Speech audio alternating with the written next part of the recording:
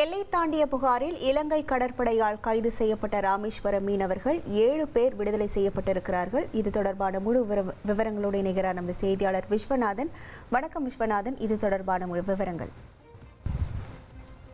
மீன்பிடி துறைமுகத்தில் கடந்த மாதம் 13ஆம் தேதி மீன்பிடிப்பதற்கான அனுமதி சீட்டை பெற்று மீனவர்கள் மீன்பிடிக்க கடலுக்கு சேர்ந்தாங்க.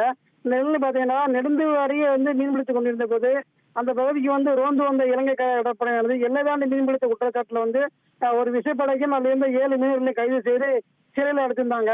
அவருடைய சிறைக்காவல் முடிஞ்சு ஊர்காவல்துறை நீதிமன்றத்தில் அந்த 7 மீனவர்களும் ஆஜர்படுத்தப்பட்டது. விசாரணை நீதி 7 மீனவர்கள் விடுதலை செஞ்சிருக்காங்க.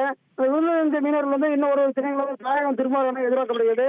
அது மட்டும் இல்லாது கடந்த மாதம் 29ஆம் தேதி ராமநாதபுரம் மாவட்டம் திருப்பள்ளக்குடி பகுதியிலிருந்து மீன்பிடிக்க சேர்ந்த 4 மீனவர்கள் கைது இலங்கை கடற்படை அவங்க இன்னைக்கு நீதிமன்றத்தில் ஆஜர்படுத்தப்பட்டது.